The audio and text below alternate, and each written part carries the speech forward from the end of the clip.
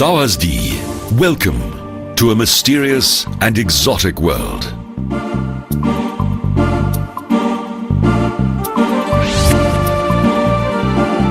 Thailand, a land of smiles and sunshine, the gem of Asia, a fascinating land of contrast.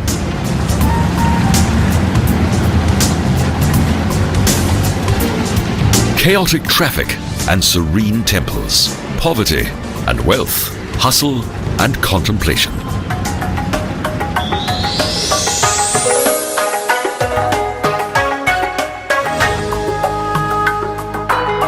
The metropolis of Bangkok boasts many wonderful sights, such as Wat Phra Kaew, the temple of the Emerald Buddha that is highly revered by the Thai people.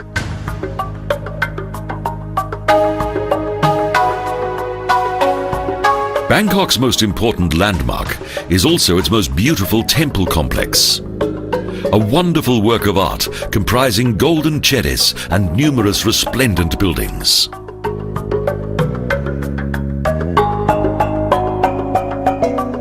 The Golden Temple is supported by several demons with a variety of bird people and temple guards.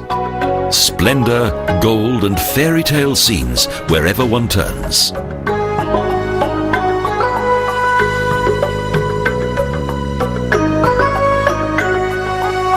Today, the Royal Grand Palace is used for national ceremonies and coronations. During the city's early years, it was originally built as a residence for King Rama.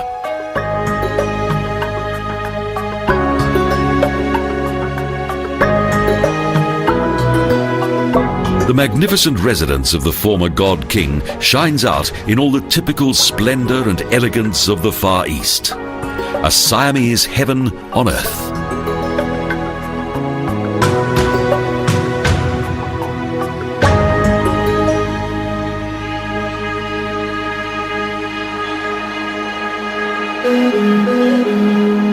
Wat Sutat is an impressive sight. No less than 3 monarchs supervised its construction.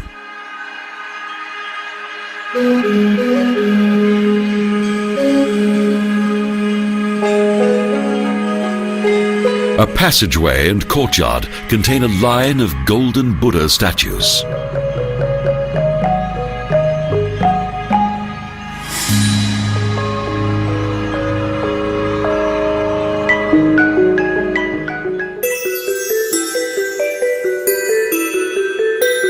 The National Museum is located within various traditional Thai buildings, where huge stone warriors designed as fighting cocks guard the temple complex and its precious exhibits.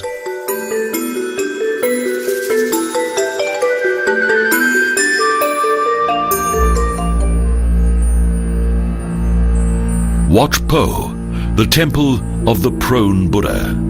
This Wat is the oldest temple in Bangkok. It dates back to the 16th century, and its restoration under the command of King Rama took 12 years.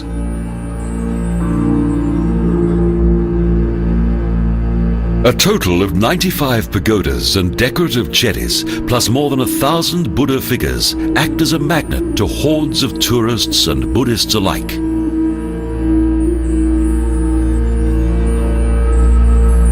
Figures from the classic Ramkien epoch are situated within courtyards decorated with lotus flowers that commemorate and glorify the first 4 kings of the Chakra dynasty. Around 160 years ago, a medical school was founded in the Wat Po, and traditional Thai massage is still carried out here today.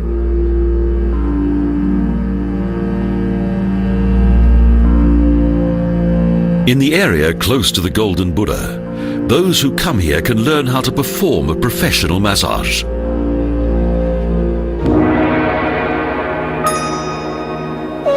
Best approached from the river, Wat Arun is another well-known city landmark. A splendid temple on the banks of the Chao Phraya.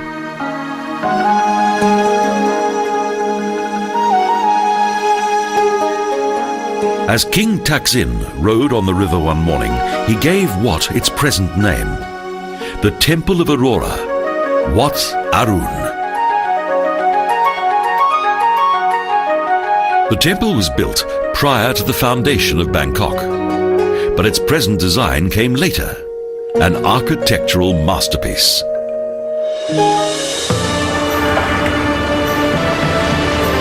In the 19th century, Bangkok had several canals known as klongs. Most of them have subsequently been replaced with streets, but some have survived.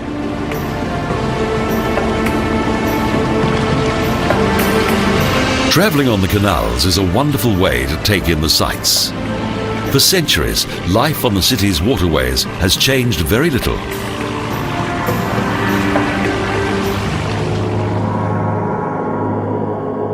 The Royal Barge Museum is located on the riverbank. The country's royal ships lie at anchor here.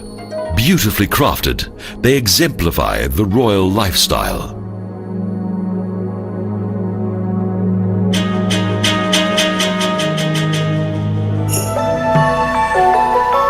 The Wat Trai Mit Temple in Chinatown attracts the faithful as a remarkable treasure was once discovered here. A 3-meter-high, 5-ton Buddha made entirely of gold.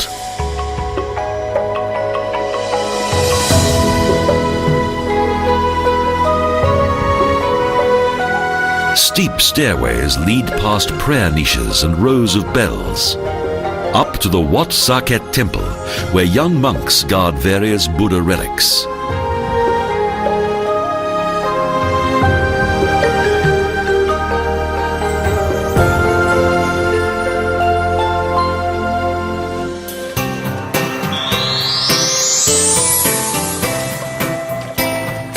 Early in the morning, around 100 kilometers southwest of Bangkok, the floating market of Dam Non Saduak.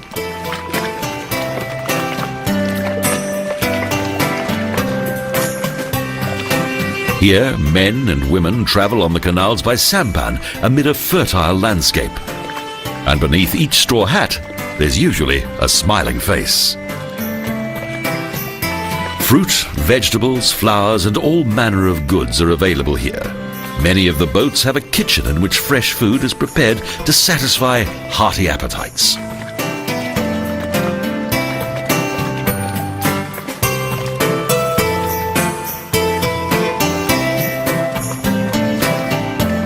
A colourful event that is also very popular with visiting tourists.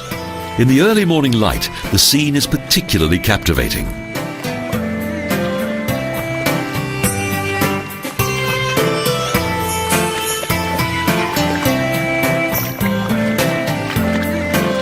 Later, many sightseers arrive and the activity on the banks and in the canals becomes increasingly intense.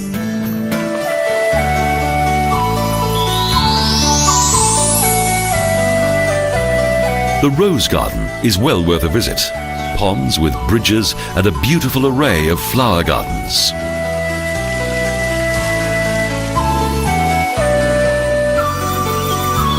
The gardens are tended by a large workforce. At weekends, they're full of numerous city folk who come here to relax.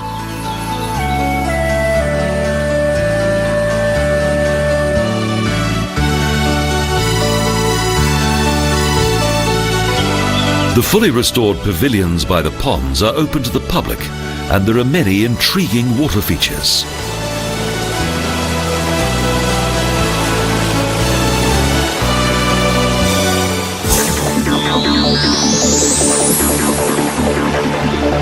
The River Kwai Bridge.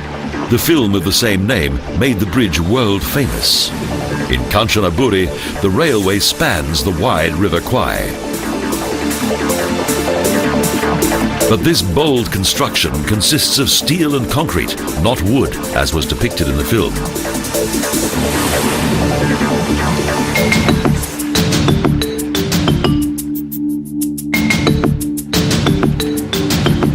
A bridge that symbolizes the brutality of war, built by thousands of prisoners of war under the command of the Japanese.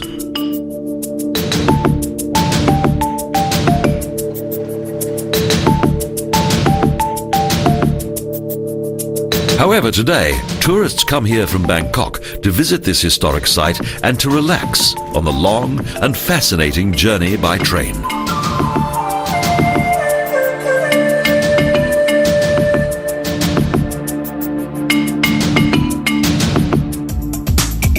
The train moves slowly across the bridge. The work here must have sapped the strength of even the most able-bodied prisoners of war.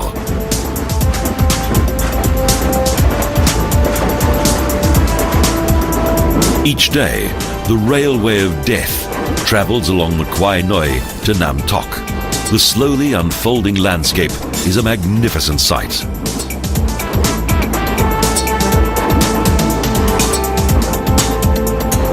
Only 60 kilometers, but this short section of railroad travels through dense jungle and past steep rock walls.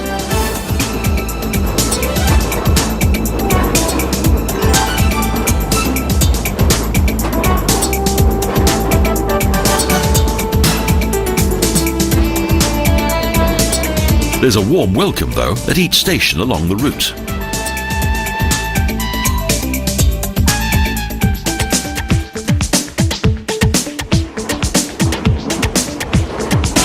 The railway originally travelled to the Burmese border in order to transport provisions for the Japanese. But today, the journey ends in Nam Tok.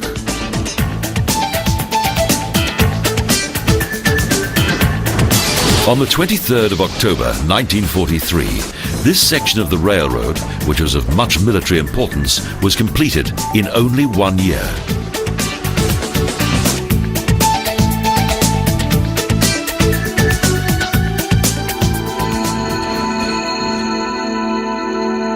The Kanchanaburi Military Cemetery is the final resting place of 6,982 victims of the Railway of Death.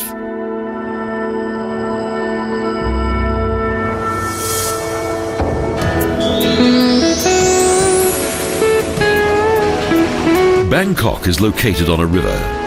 The Chao Phraya is known as the River of Life and Royalty, the city's main waterway.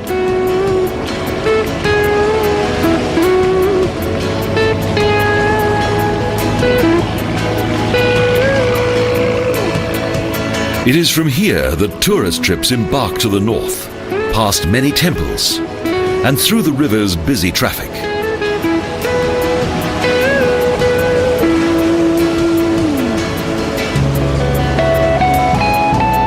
The metropolis has grown a lot in recent years, and modern skyscrapers with apartments and offices are in abundance.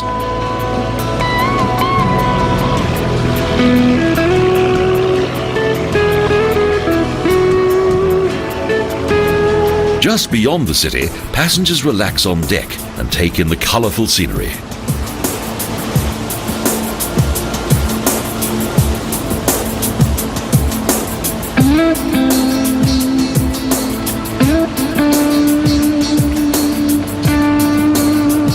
Long before Bangkok became the capital of Thailand, seafarers from all over the world came here.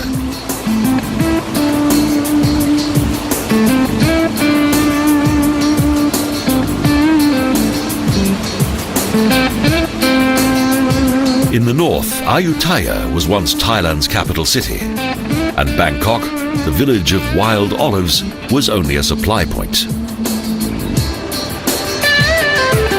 The landing stage of Bang Pa In marks the end of the journey by boat.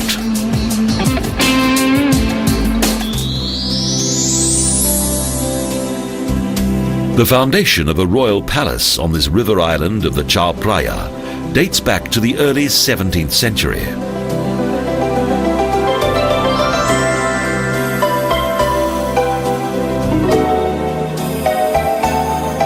King Prasat Tong had a monastery built here that gradually developed into a palace.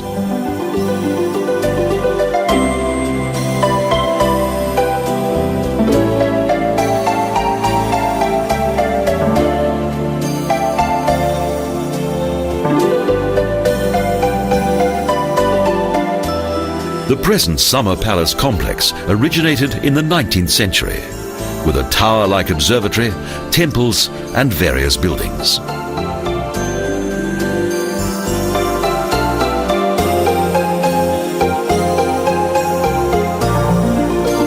The old royal residence of Chinese design was a gift from the Chinese Chamber of Commerce.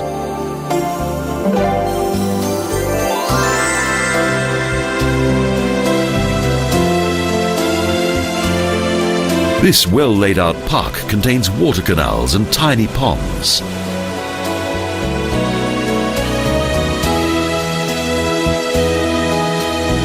Part of the neoclassical main palace is still used by the Thai royal family as a summer residence, a truly imperial building.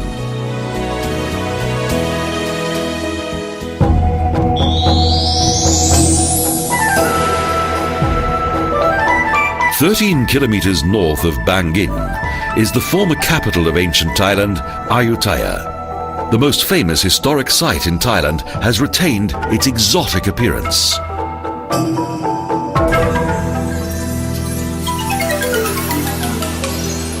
The Wat Mahatat was built in around 1380. Its main feature is a mighty banyan tree whose roots grow around a severed Buddha head.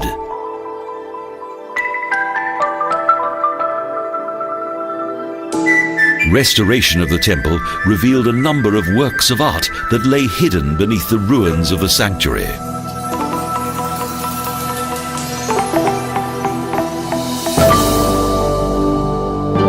King Boromaracha II had the sanctuary built above the grave of two of his elder brothers, who died whilst fighting each other during a bitter dispute to gain control of the throne.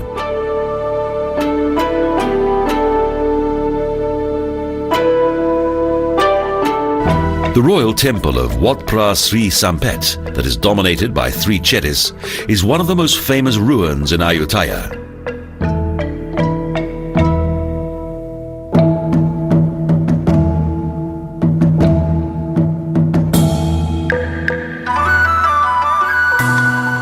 Within the chettis, that are of typical Ceylonese bell-shaped design, are the ashes of three prominent Thai kings.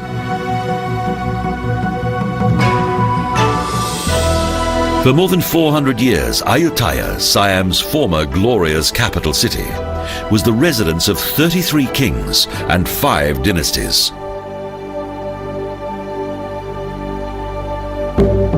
Outside the old centre of the city is an impressive monastery, Wat Chai Watanaram, of which the architecture is of typical Khmer design.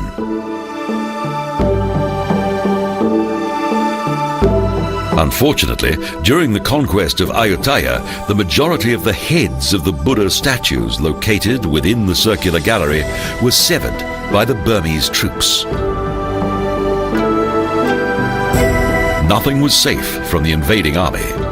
Alas, Siam's former royal capital city never recovered from the damage caused by the Burmese.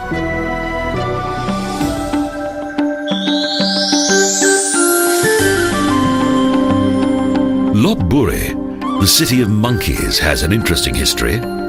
Once the centre of the Dvaravati kingdom, later an outpost of the Khmer. As Siam became independent with Ayutthaya as its capital, Lopburi gradually became the kingdom's second most important city. It reached its zenith during the reign of King Narai. Ruined walls, temples and palaces demonstrate its former greatness.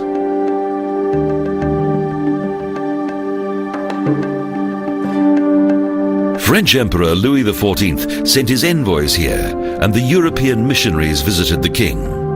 The Greek Falcon became prime minister.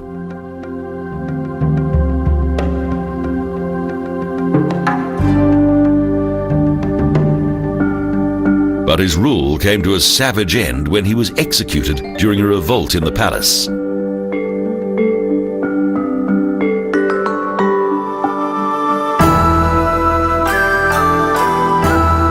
The origin of this large temple ruin is unknown, but it was built during the Khmer period on the orders of King Narai. A large tower and windows with Occidental decor highlight this fact.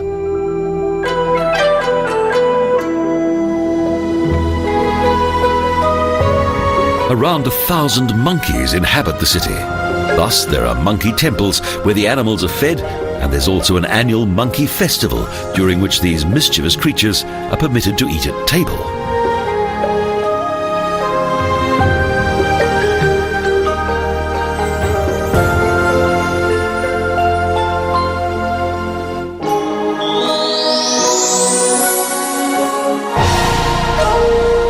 Sukhothai, dawn of happiness. This, the name of the first capital of Thailand, once marked the beginning of a new epoch.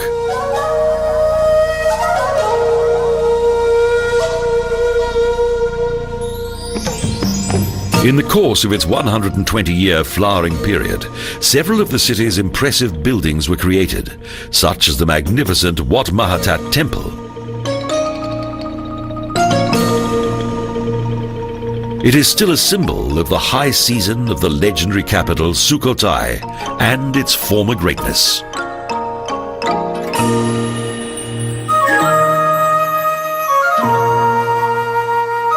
But it was not until almost a century later that the city reached its cultural zenith.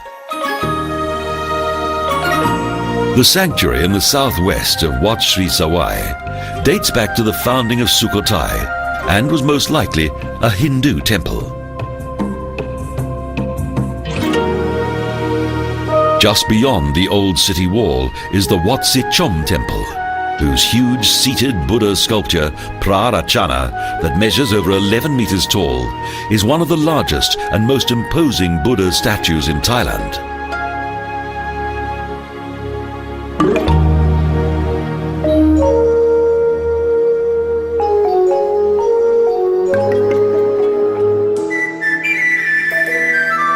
The symbol of Wat Sra Sri is a well-preserved cherry of Sinhalese design, plus a seated Buddha statue with 6 rows of pillars.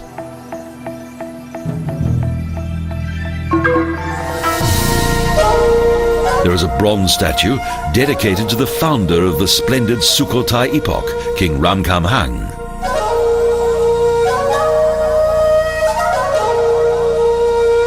Only a few sections of the huge water ditch have survived.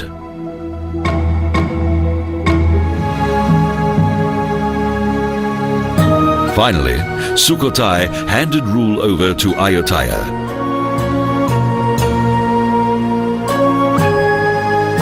The ruins are truly picturesque and full of exotic melancholy.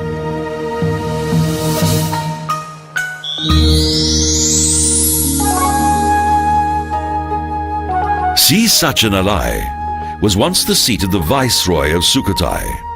It contains one of the most important Buddhist monuments in Asia.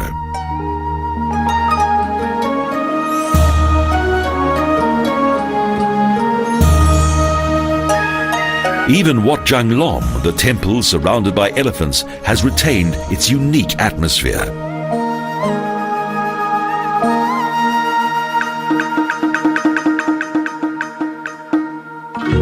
Visitors to this restored town are particularly fascinated by the elephants to be found here.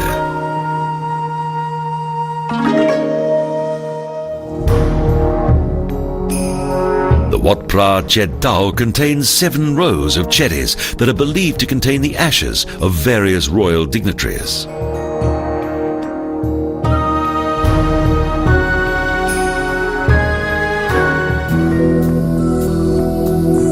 Thus far, 204 ancient monuments have been discovered here. The Temple of the Queen contains fine stucco work within its external walls. And the sacred shrine of Wat Chao Chan was built on the site of an older building.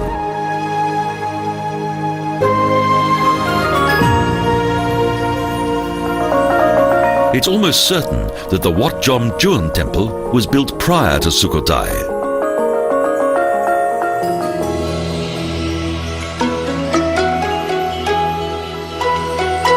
In a bend of the river, around 2 kilometers from the ruins of the old town, is Yom and the magnificent Wat Pra Siratana Mahatat.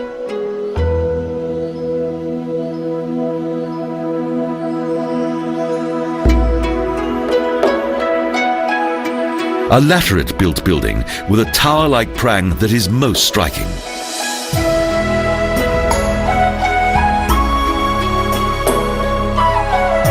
The temple is covered with a row of well-preserved Buddha figures, and the imposing Khmer architecture indicates its early origins.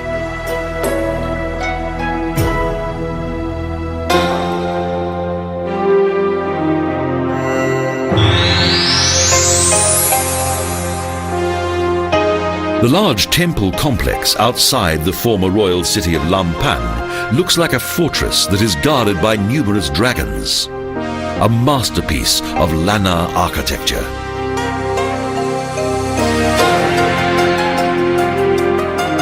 Beyond the massive walls of the Wat Pratat Lampang Luang, there are impressive buildings that contain magnificent wood carvings.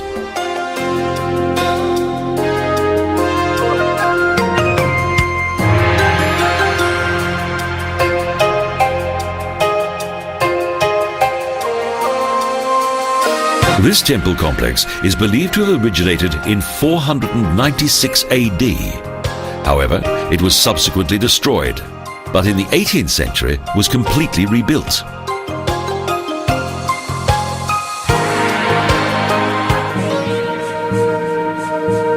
Colourful horse-drawn carriages take visitors to the Ra Kau Don Tai temple, whose construction was financed by the teak trade.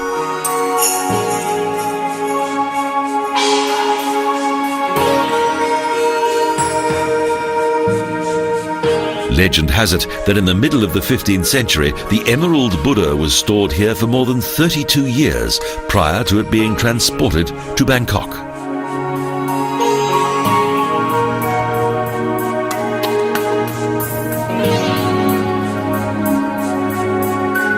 As the city was invaded several times, its temple complexes are of both Thai and Burmese architecture.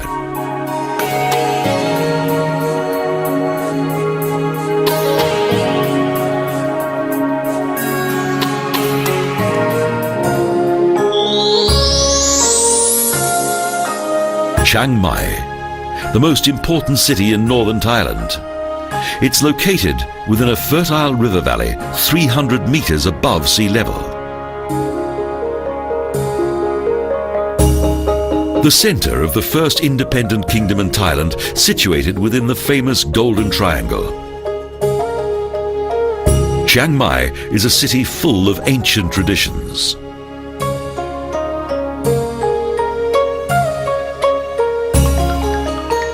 Wat Doi Suthep is the city's main landmark. Those who come here are almost blinded by the golden splendor of the temple.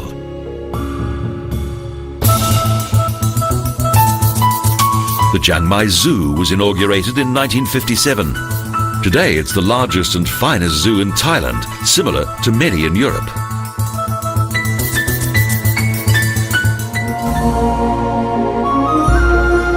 Wat Phra Singh is the largest temple and the city's center of religion, an impressive complex in the charming style of early Lanna architecture.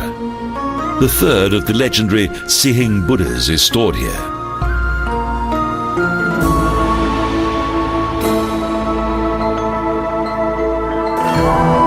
The famous village of Bo Sang is only 9 kilometers from the city.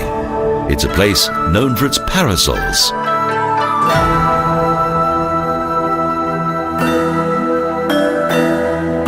This small temple complex is set in rural surroundings. A group of golden Buddhas shines from within a wooden building, and the basement of the chetty is covered by a number of golden animals.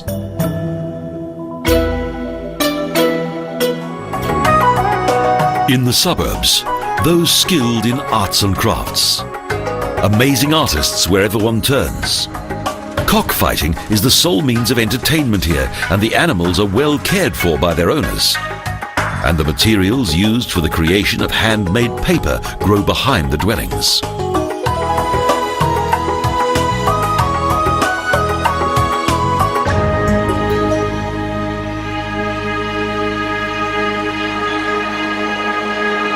The Wat Suan Duak temple was built in the flower garden of the Lanna Thai monarch Kuna.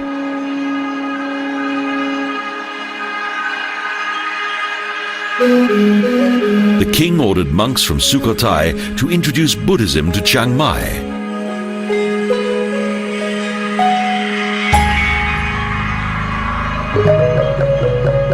Wat Chiang Man is the city's oldest temple.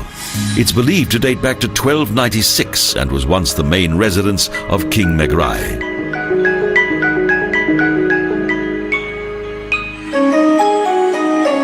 In the west of the old town is a large temple complex, Wat Cheri Luang. Stone elephants and huge naga snakes guard the building.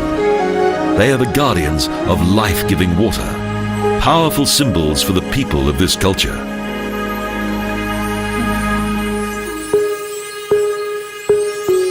In the nearby environs of Chiang Mai is Ban Tawai, the centre of Thailand's wood carving industry, an international export.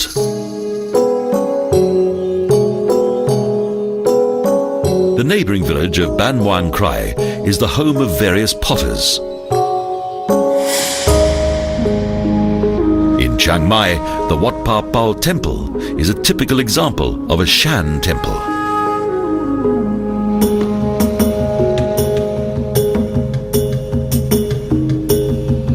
And the followers of the Tao religion once stored their Buddha statues in the Wat Pan Tao Pagoda.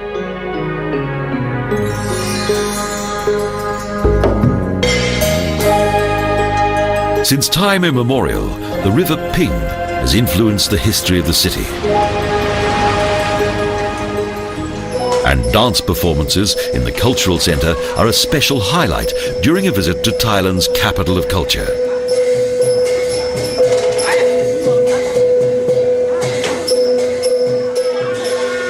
Various mountain folk also perform traditional music and dance that have been handed down from one generation to another.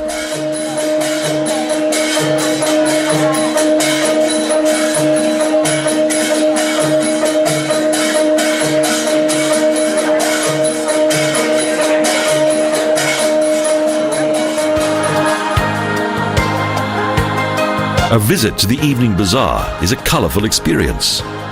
It's a lively place where onlookers squeeze between the chaos of the frenetic market stalls. Chiang Mai, the Rose of the North, is open both day and night.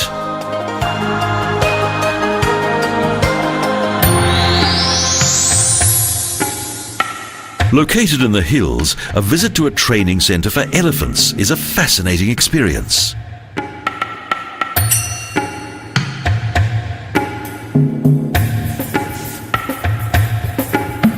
Prior to the elephants' performance, they enjoy a tasty snack. Bananas and sugarcane are regular favourites.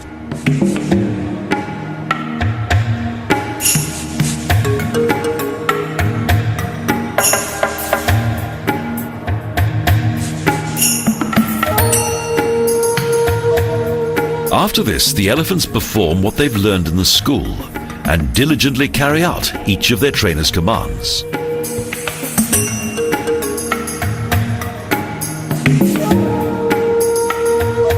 The schooling of an elephant begins when it's 3 years of age and continues for 7 years. The result is a delight to see.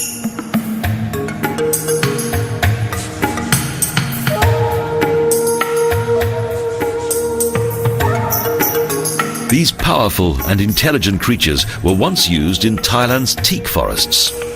They can stack tree trunks with great precision and ease.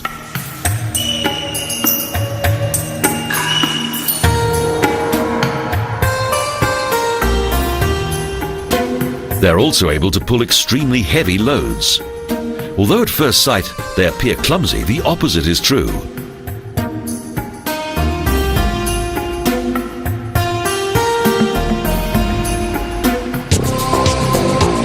As a reward for their efforts, they're allowed to cool off in a river, a daily event, and lots of fun.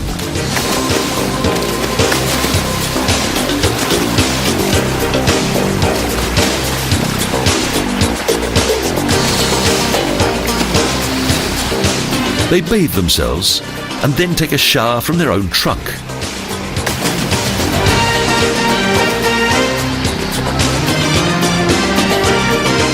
Next, a journey with a difference. On their return journey, they take a shortcut through a river. No problem for these mighty creatures. Indeed, a refreshing pleasure.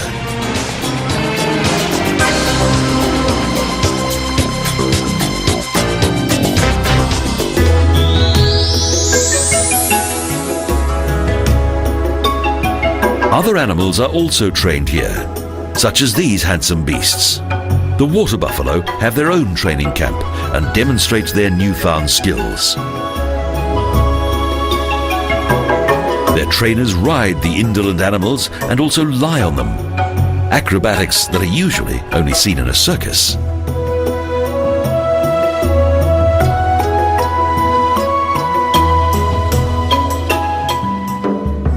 Old farmhouses are open to the public, and there's a demonstration of how the rice was once separated by the use of handheld fans.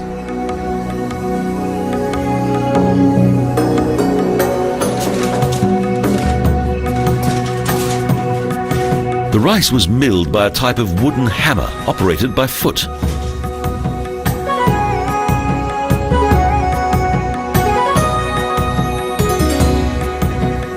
Each stage of rice cultivation is demonstrated within the training camp, such as the planting of tiny rice plants to the use of the buffalo-drawn plough.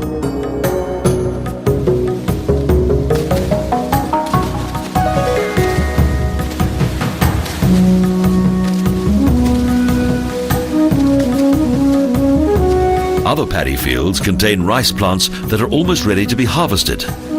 Rice is the staple diet of this region.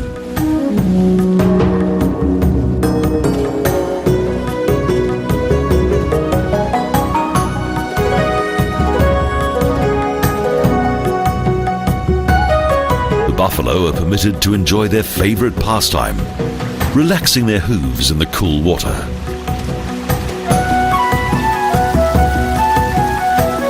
One of the time-honored tasks of the buffalo has been to turn the region's water wheels.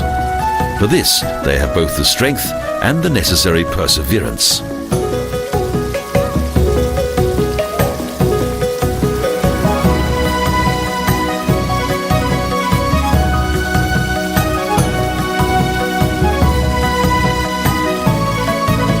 The visit has been a rewarding experience, and the farewell ceremony is the climax to a perfect day.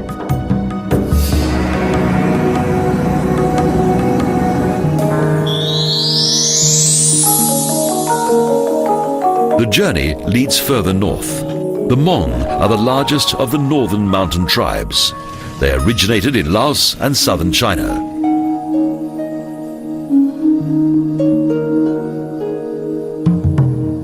It is believed that this tribe, divided into clans, once lived in its own kingdom.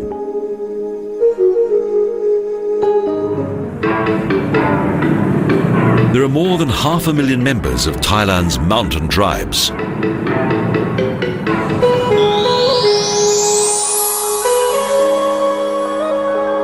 The Lisu have a long, though battle-torn past.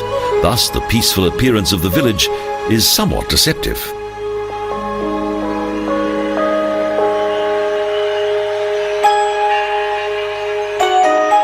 Although happy, these people can also be belligerent, and also a little devious, as they are well versed in the opium trade.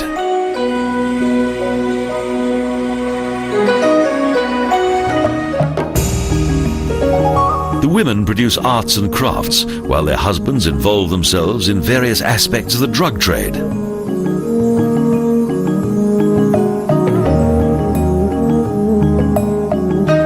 The Lisu have adapted quickly to modern life.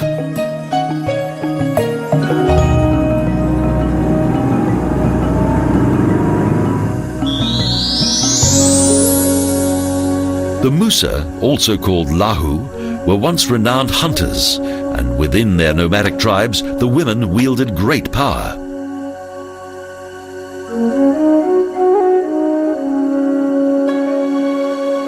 But the cutting down of the forests and the exploitation of hunting brought on an end to their ancient culture. However, the generosity of their females is still popular today.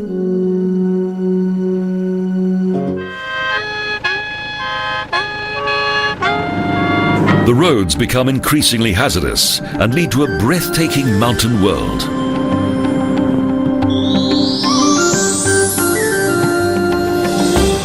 The main town of Mai Hong Son was founded in 1832 as a hunting camp and for the sale of elephants.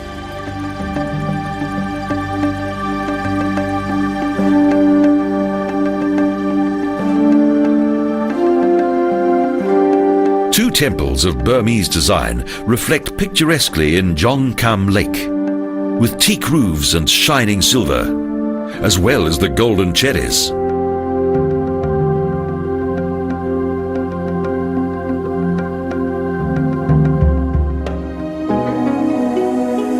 The Wat Doi Kongmu Temple, situated on a hill to the west of the city, was built in the 19th century and has a fascinating view across the valley of the River Pai.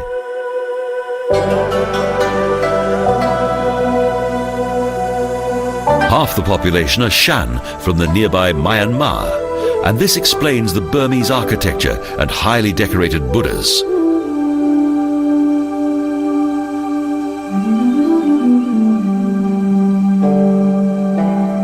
Gilded snakeheads are also one of the sacred symbols of this highly religious people.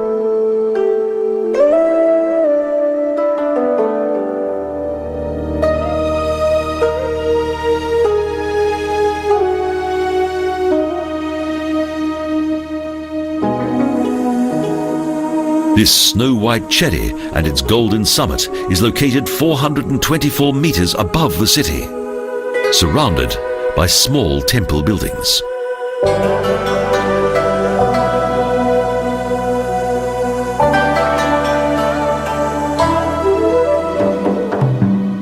It gradually grows dark, and the illuminated outlines of the cherry create a fairy tale-like atmosphere.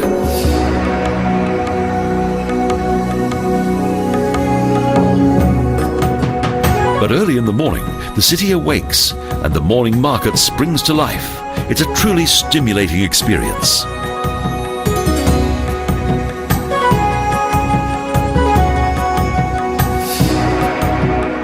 Here, there's an abundance of fresh produce, tasty, yet inexpensive. The monks are given their early morning offerings, and they in turn bless those who provide them.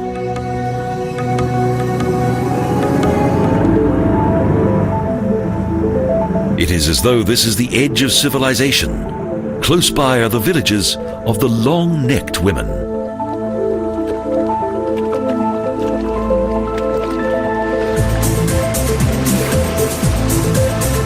Speedy motorboats transport us on the first leg of the journey.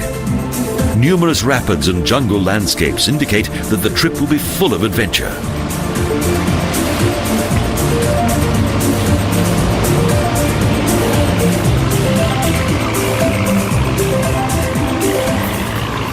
The road becomes narrower and the mist only clears around midday.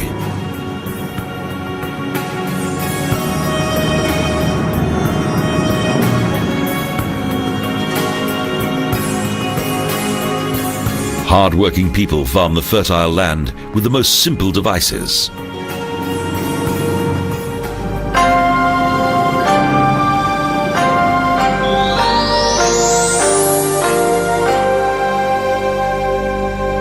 Finally, we reach our destination, the village of Ban Nai Soi, close to the Myanmar border, surrounded by jungle and only accessible via a small path.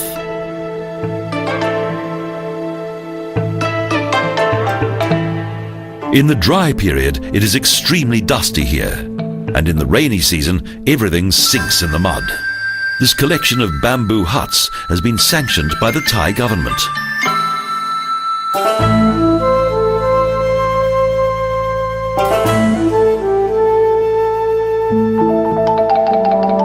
Some members of the Padaung tribe escaped across the border and established a new home here. There's even a school.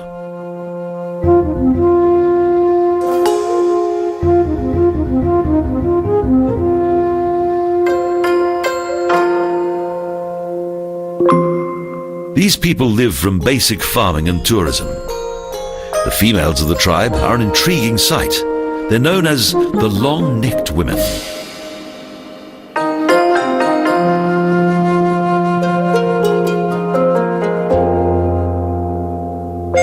When the Paduan girls are 5 years old, they begin to wear brass rings around their neck.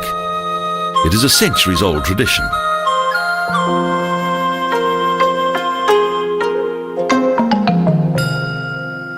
Every 2 years, the brass rings are replaced by larger ones, yet life goes on as normal.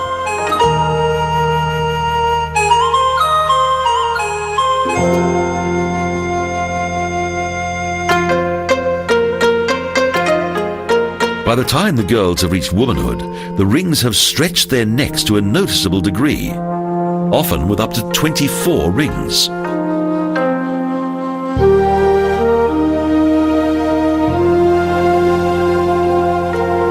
But the bones have become deformed and the muscles around the neck have disappeared. The women are unable to move their necks. Without the supporting rings, they would break their neck.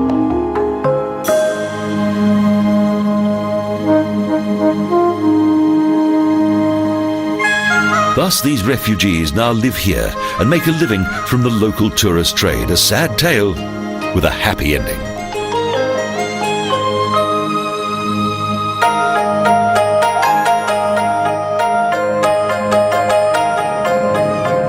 Next, a short drive uphill to the border in the mountains, a prohibited zone, the end of the road.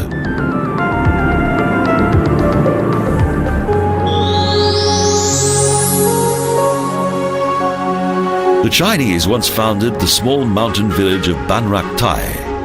They immigrated from Yunnan province and settled here.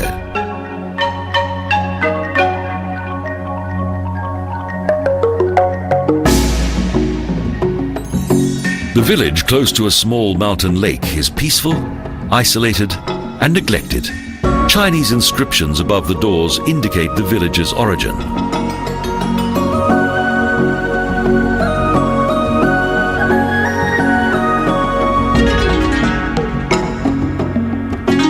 The beauty of untouched nature gives rise to an overwhelming feeling of contentment, one of the very truly unspoiled places on earth.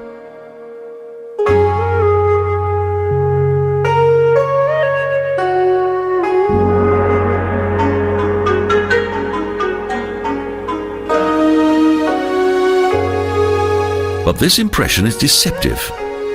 Visitors are transported by horse to the Burmese frontier.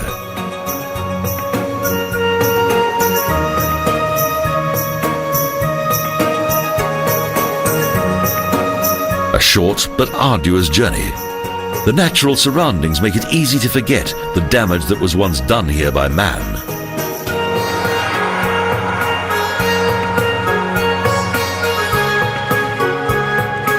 Bloody battles once took place along this frontier.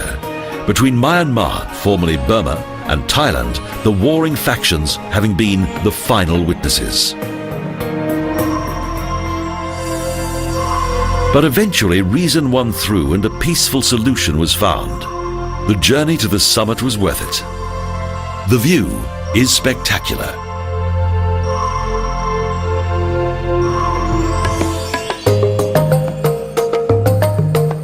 And next, another visit to a village of long-necked women. This settlement is also hidden within the jungle frontier and is only accessible by river.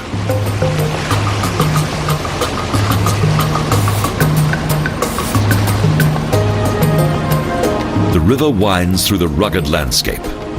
A further bend of the river and we arrive at our destination. Nampang Din. This small village is hidden within the steep slopes that flank the river, surrounded by jungle, without any home comforts. But here the people are happy and content, and the proud women are delighted to display the heavy brass rings around their arms, legs, and necks.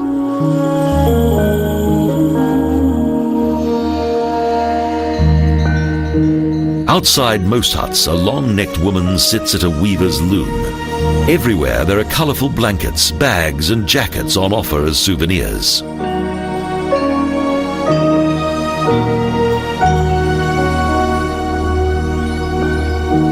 The beautiful faces of the women and their friendly smiles are a truly captivating sight.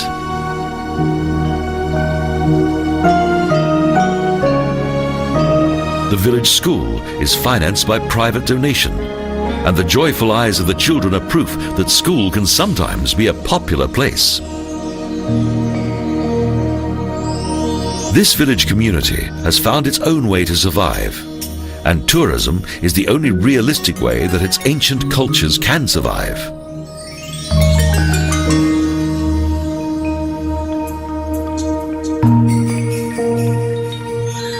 And even Catholic Christianity has adapted to this way of life.